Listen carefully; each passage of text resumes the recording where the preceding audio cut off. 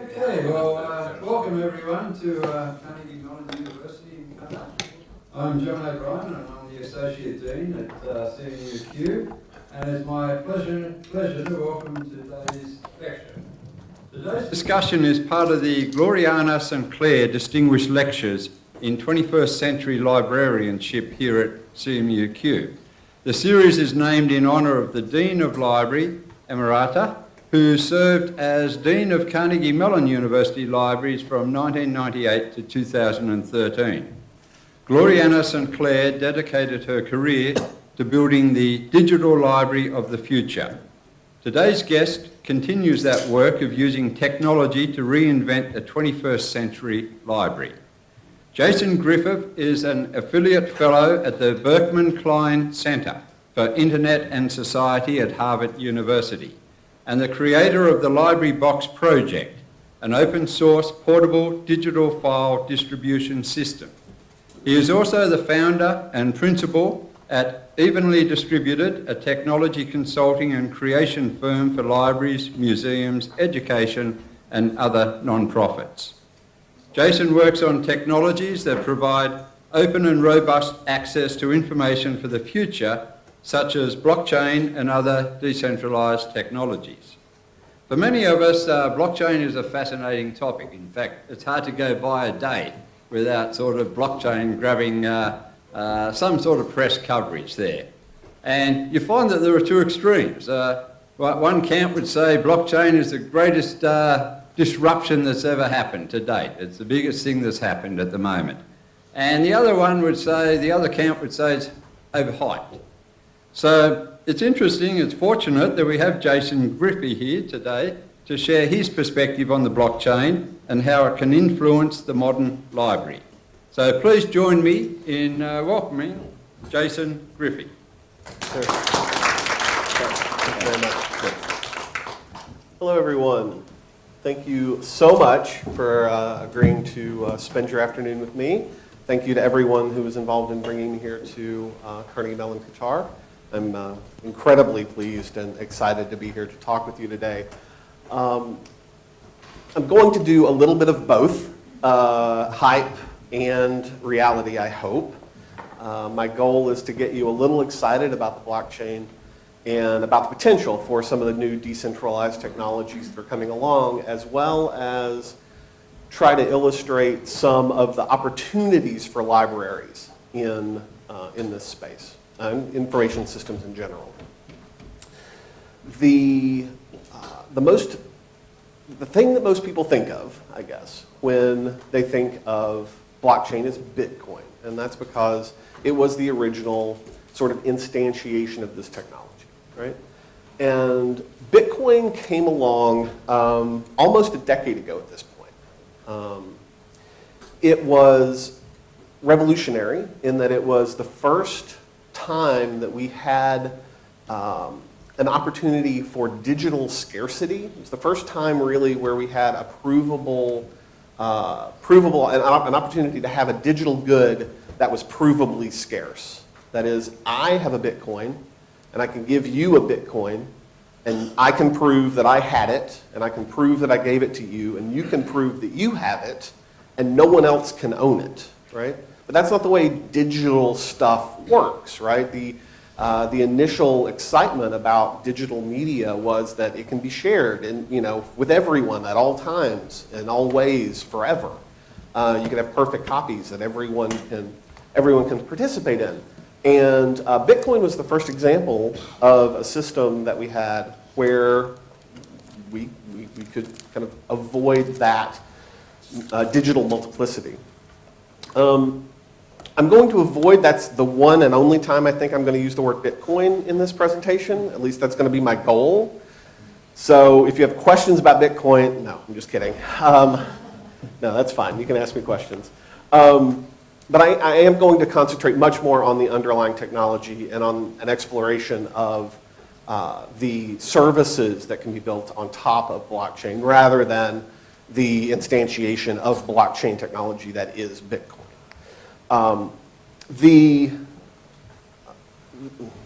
This is the hype cycle. We talked about it being overhyped.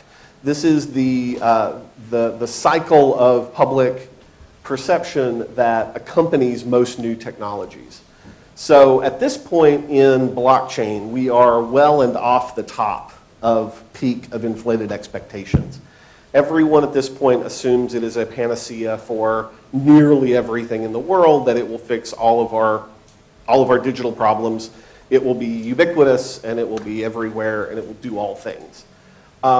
We are, I think, just about to fall into the trough of disillusionment, where there is a huge, blowback against technology. Everyone will decry it as false and fake, and there will be a huge falling off of all of the money that is currently going into blockchain companies, after which we'll kind of crawl back up and move on into what I hope will be a very long and fruitful plateau of productivity. This is the peak, though. I mean, the end of 2017 into 2018, blockchain technology in the US is probably the most funded area of technology at this point. Venture capitalists are pouring money into blockchain companies, in my opinion, for very little good reason. It is showing up in nearly every aspect of technology as well as non-technology. We'll look at some of the more humorous examples of blockchain hype a little later in the presentation. The first thing I want to do is actually do a little bit of definitional work, because one of the issues with talking about blockchain is that it is a fairly technical thing. It is a very kind of basic technology that relies on cryptography and some very fancy math that I will fully admit I do not understand nearly as well as I should. I am not a mathematician. I am a technologist, and so my interest in this is usually at the service level, but in order to understand what sorts of services are good for the blockchain, you do need to understand a tiny bit about what it is, how it works, what it can do, right, at the technology level, so that we can then start thinking about the services and the things that might emerge from it. So if you'll indulge me, I'm going to try to do a very small amount of explaining of the blockchain so that we can then have a common kind of understanding when we start talking about services. How many here have absolutely no idea how blockchain works? You just know that it is a thing. Awesome. I love all of you. That is a fantastic thing. Okay, so I'm going to give you, for those of you that did not raise your hands, feel free to browse Twitter for a few minutes. You'll come back during the services part. It'll be fine. The thing that interests me mostly about blockchain, there's a bunch of little pieces, but the thing that I am most interested in is that it enables fundamentally new types of networking, of communication networks to occur. For those of you who are not computer science or technologists, this is the classic network diagrams. We have three sorts of communication networks that can be built. They can be built in different combinations, but this is the kind of general networking 101 diagrams that you would see if you were in an intro to networking class. You have centralized networks where you have a central server and everything, all of your devices call that central server for information, right? So this is much like Facebook, Twitter, Snapchat, any of the kind of titans of communication at this point in history are more or less a form of centralized communication. The truth of the communication lies in the center, right, at the company. You have decentralized communication, where you have multiple nodes where the communication happens from your device into a central node. The kind of locus of truth can be distributed, but there's still kind of individual points of failure. If one of those nodes fails, the clients then don't have any recourse. They just simply don't work anymore,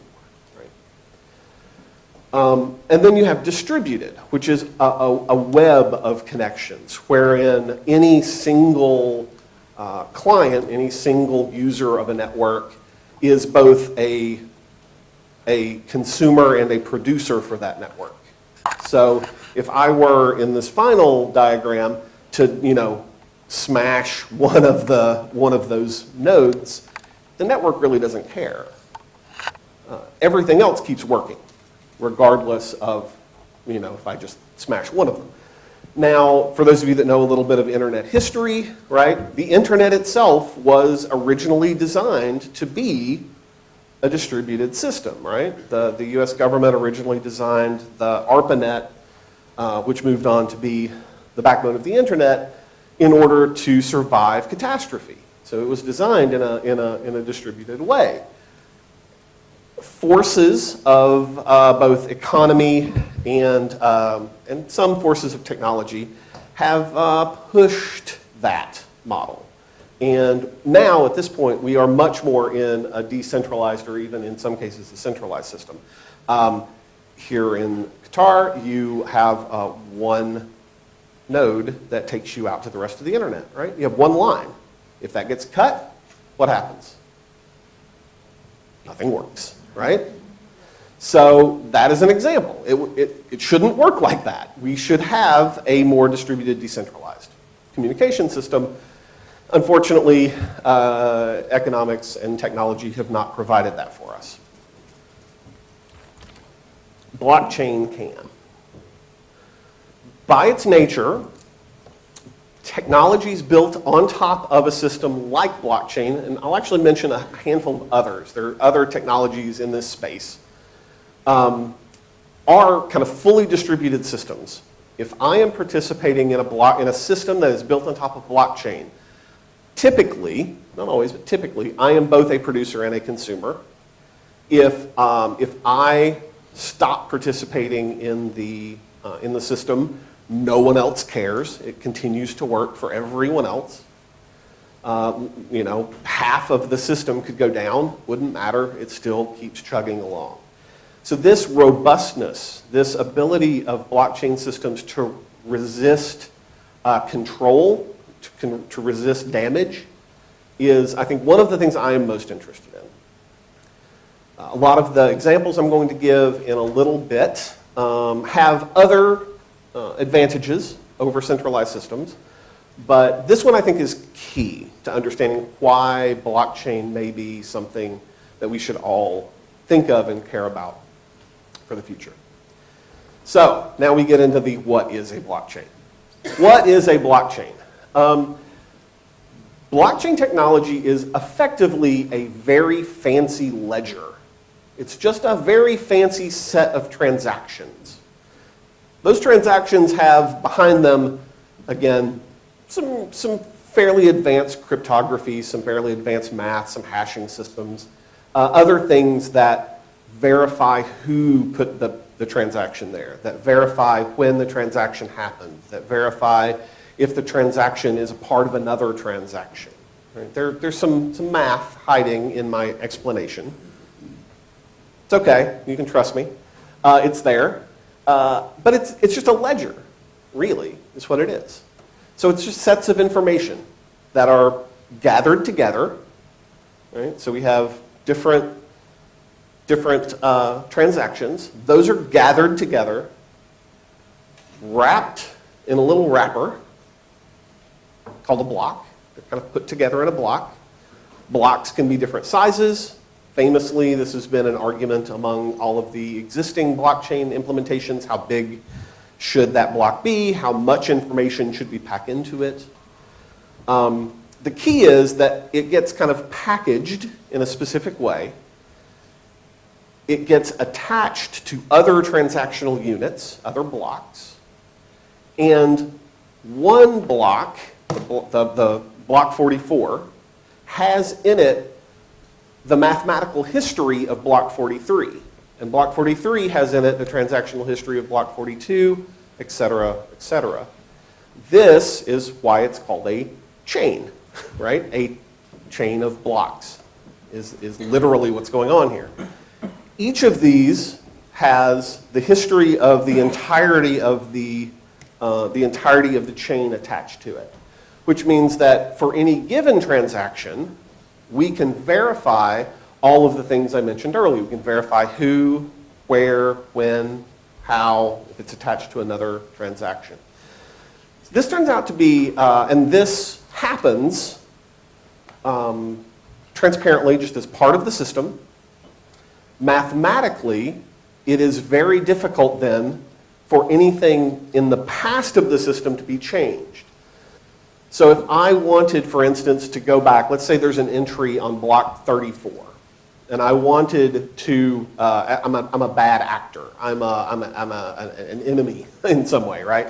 And what I want to do is change the transaction. I would really like to spend my Bitcoin twice, right? Like I gave it to somebody, but I'd really love to give it to somebody else. I can't do that because in order for me to change block 34, I have to change every block after that as well. And that becomes mathematically impossible for reasons we'll get into in a minute. So this means that as the chain grows, right, as these transactions continue to be added, we have a system that can be verified independently by anyone that wants to look at it. This can be publicly verified. In one form of blockchain, at least, is public. These live in public. Anyone can look at them and verify transactional histories. Anyone can look at it and tell who did something when. So this means that we can have transactional actions without a central source of truth. Okay. Now, I know that's a little weird, but that means that any situation where in the current model of business there is a central broker that verifies the truth of a transaction, think a bank, an insurance company, a legal unit, a court, a lawyer, anytime there is a center that is the broker between two individuals, suddenly we have a system that can do much of that verification work without having that central broker be involved. And that's the power of these sorts of systems, because they disintermediate all of the world we have built of middlemen. This system allows anyone, as many authors as we want, we can have anyone write to this. All of that writing is verifiable by anyone in the world that wants to look at it. Because of this public nature, all of the transactions are fully transparent. There's no hidden transactions. All of the data that's being written and read can be verified for integrity because there is a history of the entirety of that piece of data. There is no central server, so it's decentralized, which means that if I stop participating or you stop participating, nothing stops working. And because of the math involved, it's very, very difficult, in most cases mathematically impossible, for anyone to manipulate the data after the fact. That is blockchain. So how does all of that kind of get managed, right? So just as an example, how do we decide who gets to build the chain, right? So I told you that pieces of information get gathered, they get put into a central kind of little unit called a block and get wrapped into some fancy math, and then it gets added to the chain. Well, how does that happen? How do people then add pieces to the chain? Well, there are some very, again, I'm using the word fancy too much, but there's some, it is fairly fancy. I will hand wave the math again. But there are some things that happen called consensus algorithms that incentivize people to participate in this building of a blockchain. And historically, that incentive has come in monetary form, in currency form of some sort, right? This is why you have probably heard the term ICO, initial coin offering. This is a lot of companies are participating, they expect participation, they reward participation in the building of their chain by rewarding people with tokens that ostensibly are worth things. Whether or not they are really worth things, we can argue about. But there are a number of these consensus algorithms that incentivize people to be a part of the system. So the one that most people are aware of is, and I guess I have to use the word at least once more, Bitcoin mining. This is an example of Bitcoin mining. And Bitcoin mining is the process by which new blocks get added to the blockchain. This is the reason that again, if you've read anything about blockchain and Bitcoin, you've heard that it uses more electricity than the entire planet and soon will consume us all in a fire of fossil fuels. The way that the Bitcoin blockchain adds new information to it is by generating specific hashes that take lots of computing power. Lots and lots and lots and lots and lots of computing power. And that work increases in difficulty every several hours, I think 10 hours, something like that. So every 10 hours it gets harder and harder and harder and harder to add things to the blockchain. But it turns out that computers get faster and faster and it all works out in the end. This is only one. So when I start telling you how libraries should be using blockchain, I want you to immediately forget proof of work because it's a terrible system for libraries to use. If we do instantiate anything in a blockchain, this is absolutely not the right way to do it, and we should do other things. And it turns out we're lucky there are other things. There are other proofs that you can use in order to both incentivize and generate the mathematical rigor necessary to build the chain such that it is robustly resistant to manipulation. One of these is proof of stake, wherein participants in the building of the chain put up some of their coins or tokens or something in a vote, effectively, to be able to be the next person to add a block. This is used in some existing situations. If you've heard of Ethereum, which we will talk about in a few moments, they are switching to proof of stake as a proof mechanism for their blockchain. Proof of authority is a more centralized version of a blockchain. This would be like certain members of the community that are participating are given the authority to mint new blocks. They are the ones that kind of are blessed to be able to add new blocks to the blockchain. This doesn't take computing power really at all. There's a little bit, but it does not result in the heat death of the universe, which is a plus. Proof of weight is a certain type of proof of stake, where instead of giving up tokens, you give up something else. One of the systems that I'm going to talk about in a minute uses proof of storage, where you basically promise that you will donate X amount of disk space to the system. You're going to say, I have a terabyte drive and I'm going to plug my terabyte drive in and you can have that blockchain system. You can use that. And then that storage space is used as a good in the economy of the blockchain. And then two that I am literally not going to explain because I do not understand them, but I wanted to put them in front of you because they are important: Byzantine fault tolerance and directed acyclic graphs.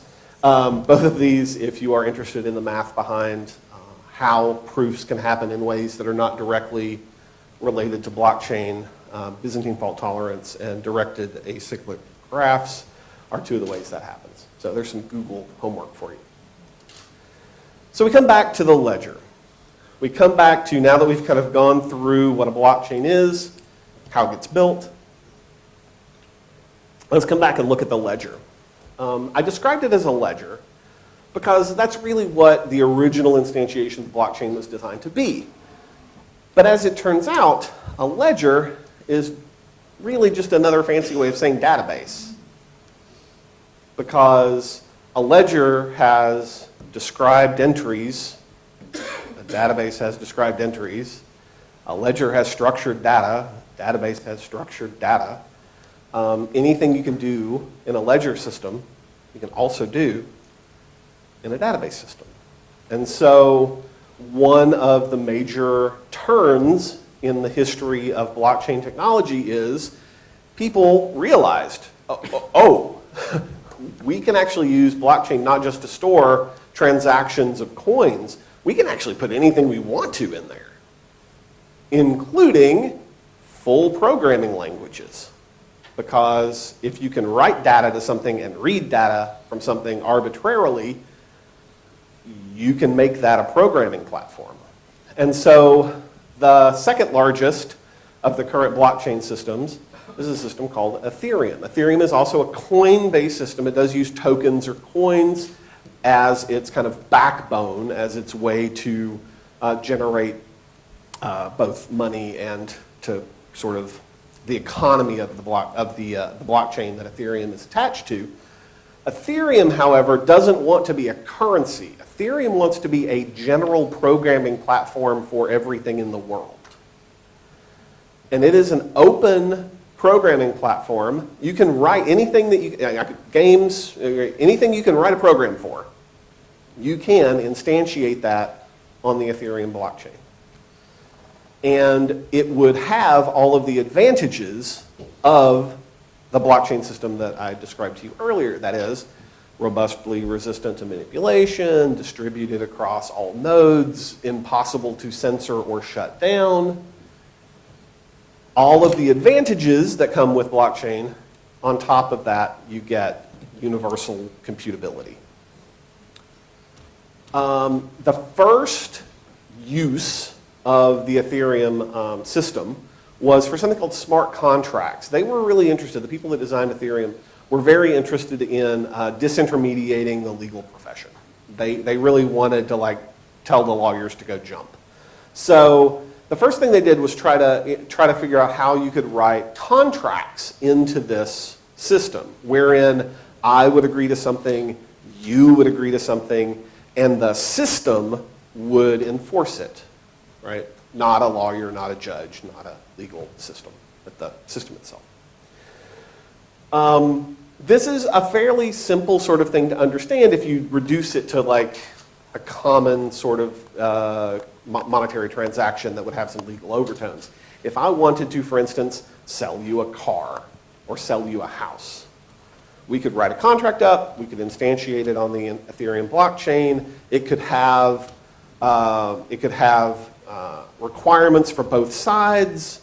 Only when both sides were satisfied would all of the money change hands, and all of that could happen without any sort of judge, really.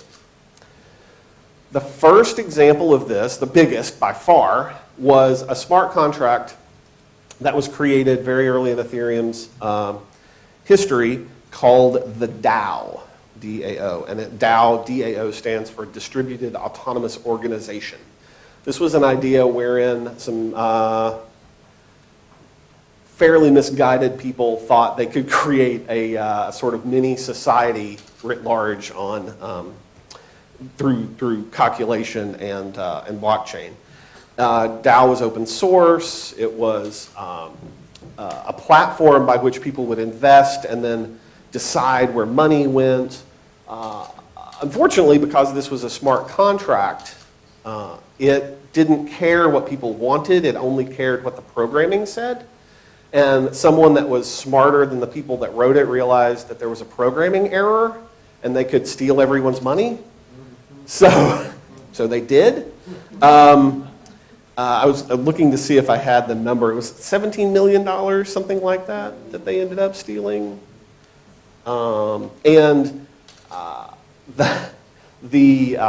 There was really nothing anyone could do because they didn't actually break the rules of the system. They just manipulated the system that was poorly designed. This was a warning for a lot of people that maybe this was not such a great idea. Another system that I am particularly interested in that is being instantiated on the Ethereum blockchain is called Golem. And Golem is a system that's designed to be what it says, a worldwide supercomputer. It's a programming system on top of Ethereum that attempts to use everyone's computer to do simultaneous computing tasks distributed across the entire world, across everyone's computers, right? So It does, it handles all of the data sharding and everything that comes with supercomputing across a blockchain-driven system. Kind of fun. And my absolute favorite, only because a friend of mine did it, is an art project that is based on Ethereum and smart contracts called PlanToid. PlanToid is an art project that was created by Primavera de Filippi, who is also a fellow at the Berkman Klein Center and a researcher for a number of other very well-known research centers across the world. PlanToid is a mechanical plant, for lack of a better term. This picture you see is the literal PlanToid. It's a mechanical art object that at its base has a computer that contains a smart contract that's based on the Ethereum blockchain, so that you can, if you think the plant is beautiful, give it money. You can send it Bitcoin.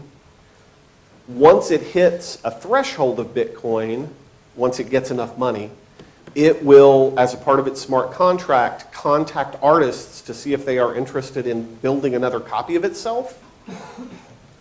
And it will pay them. It will negotiate, the smart contract will negotiate with the artist as to how much that would cost and whether they would like to build a copy of this PlanToid. And then promise them payment for it. Once a copy is built, the PlanToid will pay for itself to be reproduced. And the idea is that you have these kind of autonomous, self-reproducing artificial life forms that are all run on a smart contract on the blockchain. Let's talk about a few more platforms that are rising up as a part of the kind of explosion of new blockchain systems. You have systems that are trying to build identity systems on the blockchain. So this is an idea where instead of having a Facebook login or a Google login for multiple systems across the net, you would have a login that you control that lives on the blockchain, and then other systems can come to it and request authentication for you. Again, because blockchain systems are in public and verifiable and resistant to manipulation, it turns out they're actually fairly good arbiters of this sort of identity information, authentication information. And so having a secure identity management system that lived on something like a blockchain system could disintermediate Facebook, Google, and all of the other arbitrary login systems. You have systems that are trying to break the ad-based economic model of online digital media. So rather than paying for eyeballs, right, rather than having a system in digital media where when I look at something, the advertiser pays the platform, you would have a basic attention token where through this microcurrency blockchain, I could pay for media that I like directly through microtransactions. You have data networks. This is SAFE. It's being built in order to do distributed data across the world via blockchain. Cloud storage. This is a system called Storj, which is attempting to be Dropbox on the blockchain effectively. So it's disintermediating the central server by distributing the data across systems around the world. Sony, so it's not just these little startups, really big players are also getting into this. Sony is developing an education and testing platform powered by blockchain. We'll talk a little more about educational systems on the blockchain in a bit, but just to say this before you're like, what in the world does that mean? It turns out that mostly what people value educational institutions for, aside from the fantastic education, is the credentials, right? And if you can disintermediate the credentialing from the place, you can have some interesting disruption of education. And we talked a moment ago about identity systems. Microsoft thinks that this is so important that actually this was, 10 days ago, they announced that they are actually taking their existing Microsoft authentication systems and instantiating them now on a public blockchain. They're actually going to move their existing infrastructure over to a public blockchain system. This is, as far as I'm aware, the largest company actively promising to go to a public blockchain system for something that is intrinsic to their business. Authentication is an intrinsic part of what Microsoft does. And this was a very big deal. This was just announced February 12th. So, two decentralized systems that I am particularly interested in and that I think we should be watching. The first of these is a system called Blockstack. Blockstack is a system that uses, again, decentralized tech. It uses blockchain on top of some other things to have an entire application ecosystem. So for those of you that may be familiar with Chromebooks or Chrome browser where you have apps that run inside a browser, this is that except with no Google, no central server. Completely decentralized app store for the web. For those of you who may be scientists or working in a field of science, there is a system called DAT, D-A-T, that promises to be a decentralized, shareable data repository for very large-scale scientific data. And this is attempting to take large-scale science data out of the hands of commercial publishers, take it away from some of the large international publishing units, and put it back into the hands of the scientists themselves to be able to share. And my personal favorite, this is if I had to if you asked me to put a bet on who I think was going to be one of the bigger movers in this space over the next 20 years, this is the company I would bet on. This is IPFS. It stands for Interplanetary File System. They have grand dreams, I guess. But this is a system that uses blockchain-like systems, Merkle trees and some other fancy math, to do the web, but in a fully decentralized, trackable, hashed media way. Peer-to-peer hypermedia is probably as close as I can come to explaining it. But for a librarian, this type of information system is fascinating because every single file in the system has a unique identifier, unique metadata. It can be tracked as it moves. It's incredibly interesting what they're doing here with IPFS. Some companies are actually now offering blockchain as a service, as of course they are wont to do. They are interested in making money in this new technology. So you have all of the big players. IBM is offering blockchain as a service. You can sign into their service and create your own little blockchain company using their computing power. Microsoft is doing the same with Azure. You can, if you have an idea for building something on the blockchain, you don't have to do it yourself. You can leverage their tech, and of course Amazon as well, because they will offer you everything as a service because that's their job. So they will do, Amazon Web Services does blockchain as a service as well. So you now have not only sort of the ability to build a blockchain system through open source technology, you can actually go to one of the major providers of web services and build things on the blockchain. So what does all of this mean for information technology? What does all this mean for libraries specifically? Because that's the area that I'm the most interested in, because I'm a librarian. So I have some ideas. I haven't built any of these yet, but I would really love to. I haven't found anybody willing to pay me to do that yet, but I would really love to. So here are a handful of possibilities that I think would be interesting, disruptive, potentially, for the world of libraries and library work. So the first is a very simple one, and that is, in archives and museums, we worry a great deal about provenance, about the history of a physical object, right? who had it, when did they have it, where did it come from, what is it doing, etc. We have this idea that we need to track that. Doing that in a blockchain system, super simple, really easy. The thing I'm interested in is now that we have systems that can do this sort of thing automatically, that can do automated tracking of movement of digital goods, including the limitation of them in ownership, we can actually think about digital files having provenance in a way that we've only previously thought about physical goods having provenance. I'm not aware of anyone doing this. I don't know of anyone that's doing serious work on trying to track the movement of digital files across owners. It's probably not that interesting in most cases. I can think of a few where it might be, like government. There's a few where it would be super interesting to know who had that file before I had it. So the ability of blockchain systems to automate this sort of digital provenance is a big deal.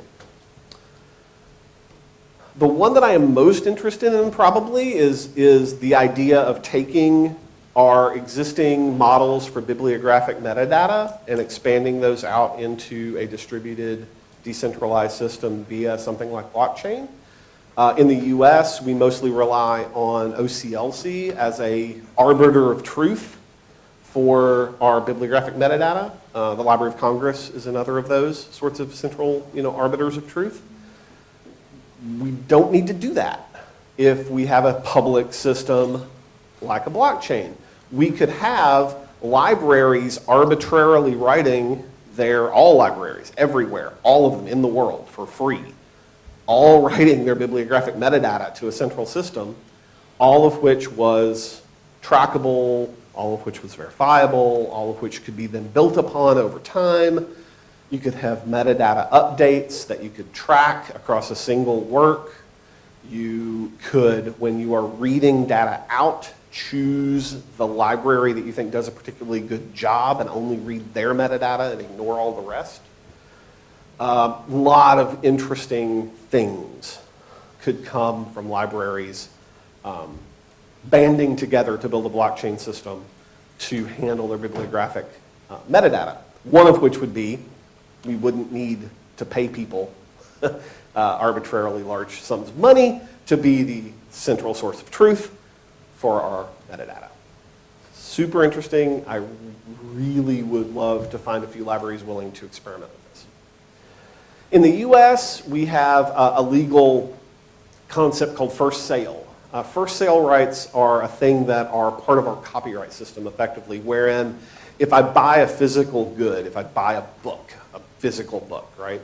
I am allowed to then sell that to someone else. I'm allowed to give that to someone else. I'm allowed to loan that as a library because it is a physical object and there's only one of them, and I can, I can't like take the book and magically make two and give them to two people. I only have one. And that has a long legal history, a lot of case law in the US that supports that with blockchain, because suddenly we can have digital scarcity. It is theoretically possible that we also have a case for digital first sale.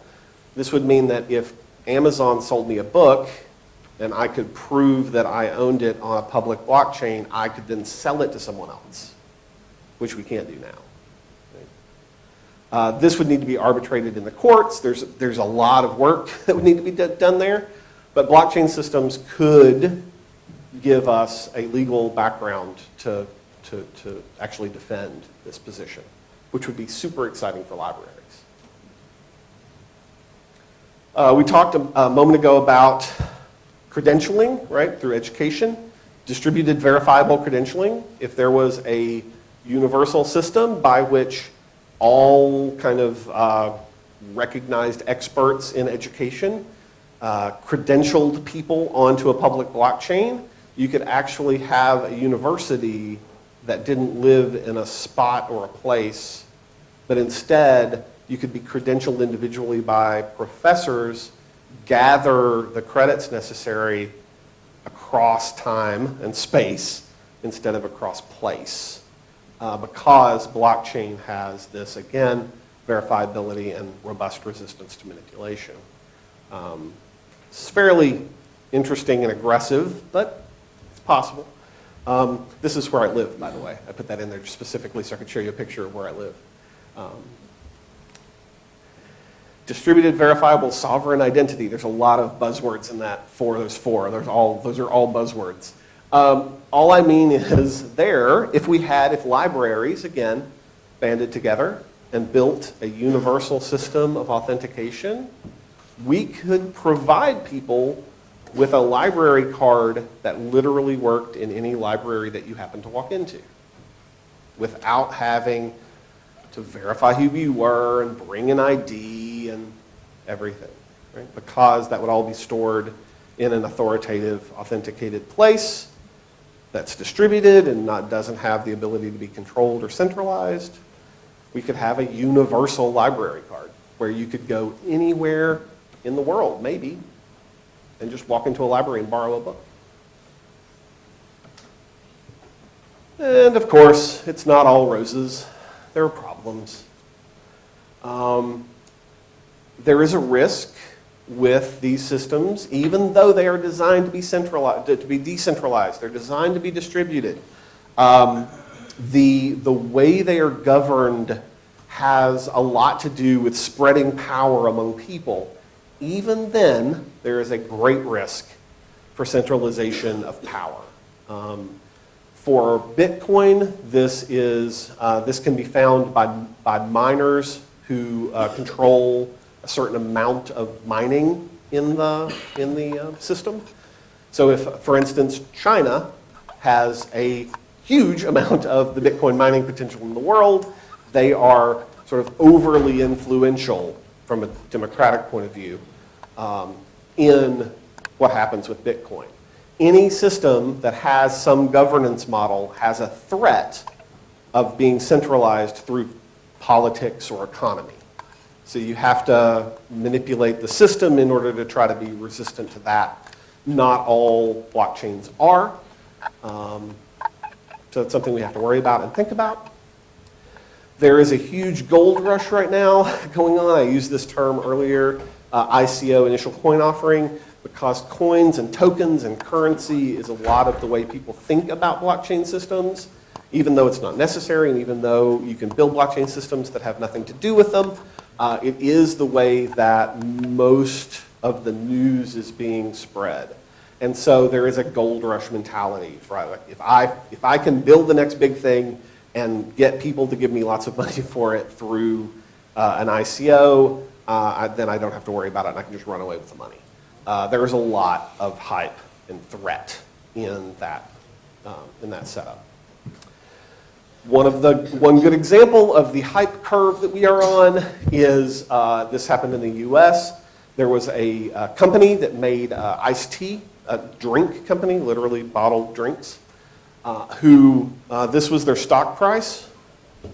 And then right here, they changed their name to the Long Blockchain Corporation. They didn't change their business. Like, they didn't change what they were doing. They still make tea. They just changed their name. And that's what happened to their stock price. That's ridiculous. And is a good example of the sort of thing that we run the risk of if we are not careful when we talk about this technology. It's just ludicrous. You have blockchains, again, being instantiated for the... come on, banana coin, come on. That's all I've got. It's just the world's first blockchain option for investing in the production of organic bananas. We do run the risk of systems being co-opted by large existing companies. For anyone who reads the blog site Salon, so this is a pop-up from Salon. They have decided that if you block their ads, they're going to use your browser to mine for cryptocurrencies using blockchain. So we run the risk of just people being turned off because companies are doing creepy things with other systems. This is really creepy. And no library presentation would be complete without talking a little bit about cats. This is a game that was instantiated on the Ethereum blockchain called CryptoKitties, where people were paying real money for digital collectible cats. I mean, they're cute, but this does not strike me as a robust way of selling the idea of blockchain to the world. So maybe it is. Maybe cats are the absolute best way to sell blockchain to the world. That may actually be the case, but it strikes me as a somewhat silly use of the tech. So, in conclusion, right? So we've seen how it works. We've seen some potential for the world and some potential for libraries specifically. There are places that are working on better understanding this. If you are interested in this, if you're interested in specifically how it applies to libraries, San Jose State University Library School is doing 2 different gatherings, one virtual, which obviously would be easy for you to hopefully attend, and one in person that I'll be attending later this year, where they are studying how libraries can use blockchains. This is funded by the Institute for Museum and Library Science in the US, and I think we'll hopefully get the right people in, at least in the US, together to try and talk about how we can move forward with this tech in responsible ways. If you want to follow along, obviously there is the URL. There's a blog where we regularly update information about what we're doing. Blockchain is not a panacea. It doesn't solve everything. All right? There is a wonderful website, doyounedablockchain.com, that allows you to answer some questions, and it will tell you, do you need a blockchain? The answer is usually no. No, you do not. You actually only need it if you meet a certain series of needs.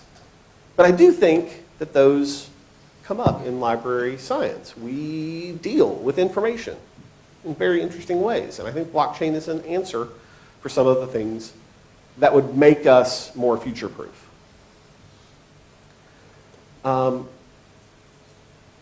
Anytime I talk about technology, I try to remind myself of this quote, that in the short term, we tend to underestimate the effects and underestimate in the long run. So overestimate in the short and underestimate in the long. I think there's lots of hype, but I actually do think blockchain could change things. It can disintermediate huge players in our world. Kevin Kelly, one of the founders of Wired Magazine and a technologist of renown, said, we've just started making a technological society. The technological changes of the next 20 years will dwarf those of the last 20. I think this is right. We are changing exponentially at this point, right? We're on the hockey stick part of the curve. We're on the uptick of the curve of technological change. If you think about the things that you've seen happen in the last 20 years, the next 20 are going to be remarkably faster, remarkably different, with many more things changing. And then finally, my last implorement to you as a quote from one of my favorite authors, Douglas Adams, said, anything that's in the world when you're born is normal and ordinary and just the way the world works. Anything that is invented between 15 and 35 is new and exciting and revolutionary. You can probably get a career in it. And anything invented after you're 35 is against the natural order of things. I will admit that I am over 35.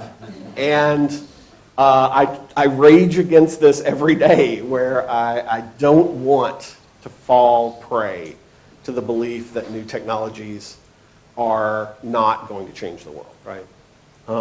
So those of you that are between 15 and 35 have good careers. Those of us that are over 35, Let's try not to stomp on their dreams too hard. So I think that blockchain has the potential to change things. It can remove the centers that consolidate power and consolidate control of our communications. It can democratize the way we want our systems to work. And it can reduce the friction to enable us to build new and interesting things. I think all of those are powerful and can change the world. So this is me. All of my contact information will be there in a moment. Thank you very much for your time, and I will be happy to take some questions.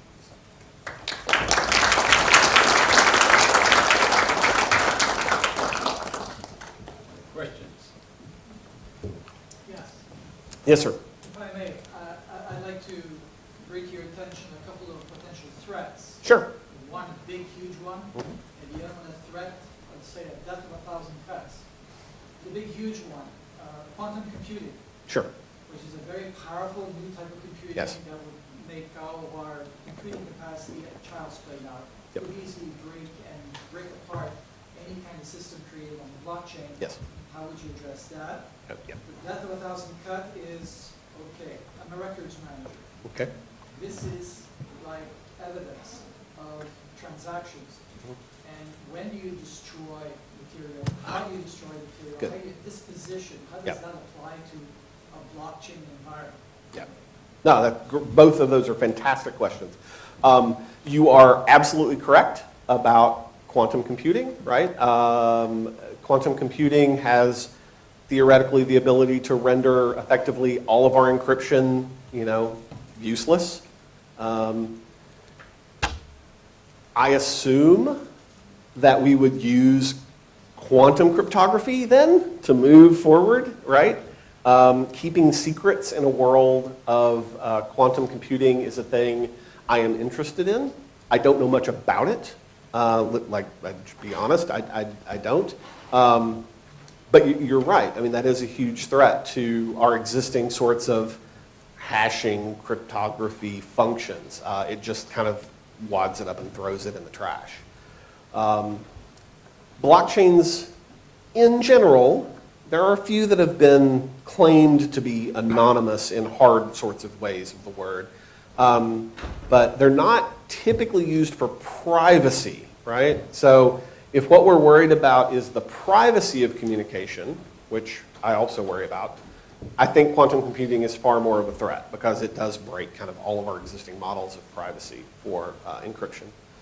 For the purposes of authentication and the other kind of bits that, that public key cryptography does in the blockchain, I think quantum is a threat. How quickly we get to the point where it breaks our entire world, I don't know. The second piece of that, would you remind me?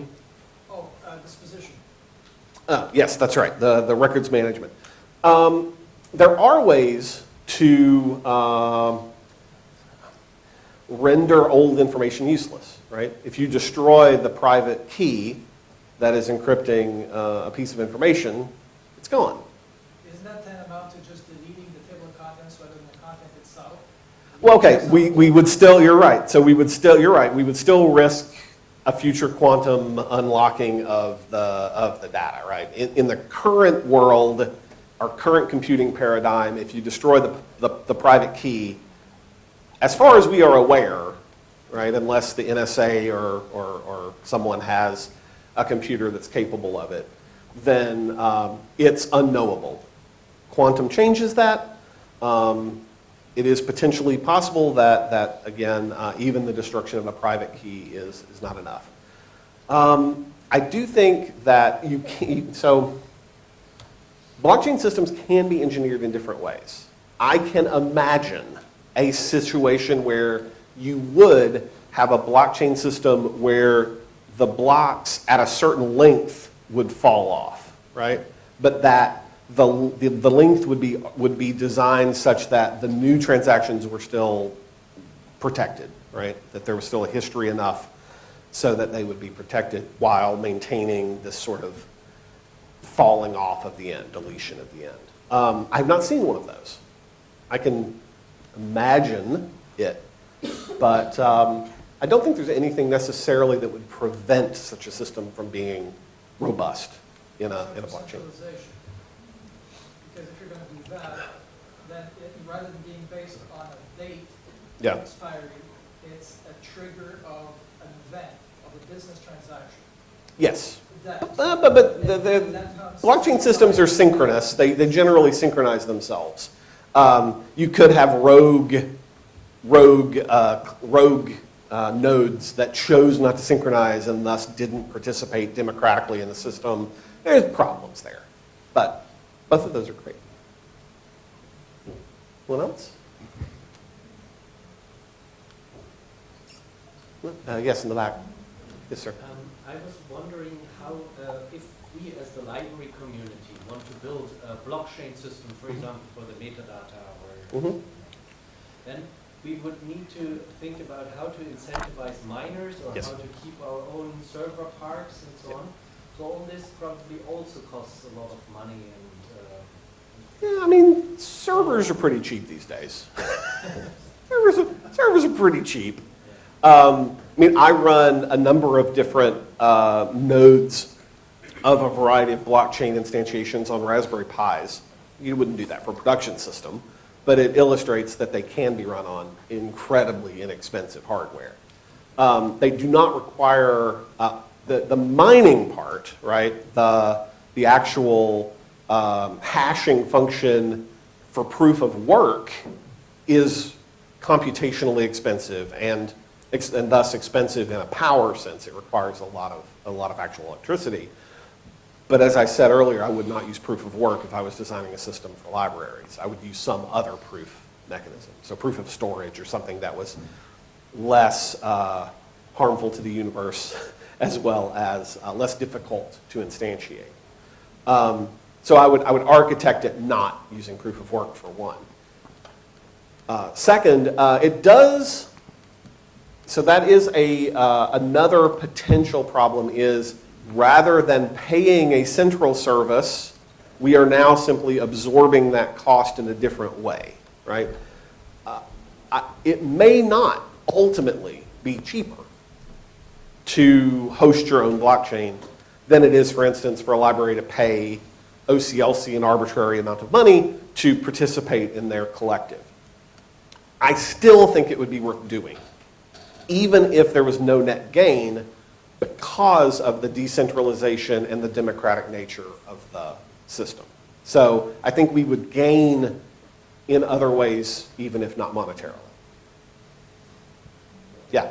I would also want to point out a bit of skepticism for that vision of that it will help to democratize and so on. Because if I think the key point you started with was that idea of scarcity and how it would supersede that idea that everything digital can be dispersed and so on. So once maybe the publishing world gets really into that, then we are back to books, digital books now, that can be tracked and monitored and so on. So we will probably end up with, again, that lending system where you hand out one copy and track it and so on, and then we are back in a different world again. I think publishers, so I do worry about publishers jumping into this with a new DRM system that could be more limited than the existing DRM systems that we have. On the other hand, that is one of the reasons that I am researching and interested in the idea of digital first sale. Because if publishers create a system that does that, we may then have legal recourse to make a claim about that good that we did not have previously. And so we may actually, again, maybe, no promises, but we may end up ahead because we now have a right to deal with this digital good in a way that we did not previously. We would not be bound, for instance, necessarily by licensing agreements in the same way that we are now if we had a first sale sort of right. Now that's a very US perspective. I do not know enough about international copyright, specifically Qatari copyright law, no idea. So I don't know what the exact kind of equivalent would be here. But in the US, we may gain more than we lose, even in a draconian DRM system, which I hate and would not like to see. But if we see it, I think there's a potential we may still come out a little ahead, I hope.